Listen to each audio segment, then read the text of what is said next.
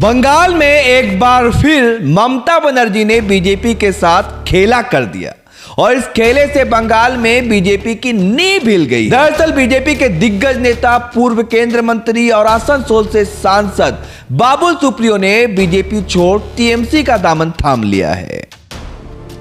जिस बाबुल सुप्रियो को ममता के विकल्प के तौर पर बंगाल में देखा जा रहा था,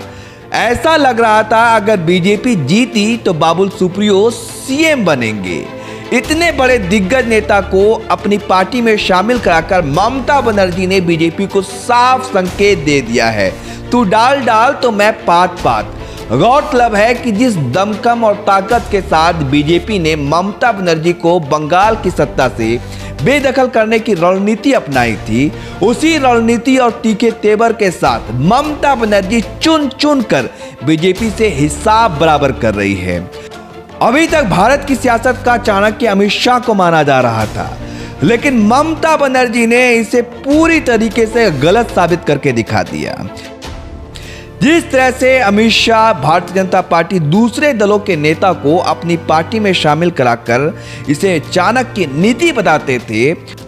बंगाल चुनाव से ठीक पहले जिस तरह बीजेपी ने टीएमसी में सेंधमारी कर ममता के राइट हैंड कहे जाने वाले मुकुल रॉय और शुवेंदु अधिकारी को बीजेपी में शामिल कराया, उसी अंदाज में ममता बनर्जी भी चुनाव में करारी शिकस्त देने के बाद चुन चुन कर बीजेपी के दिग्गज नेताओं को अपनी पार्टी में शामिल करा रही हैं। आपको बता दें कि मुकुल रॉय अब बीजेपी से टीएमसी में वापस आ चुके हैं, घर वापसी कर चुके हैं और होड़ मची है, भगदड़ मची है बीजेपी से टीएमसी में आने की। और इसी तरीके से अगर बीजेपी छोड़कर टीएमसी में आने का सिलसिला जारी रहा तो आने वाले 5 साल के बाद ऐसा लग रहा है कि बीजेपी का झंडा उठाने वाला भी बंगाल में कोई नजर नहीं आएगा।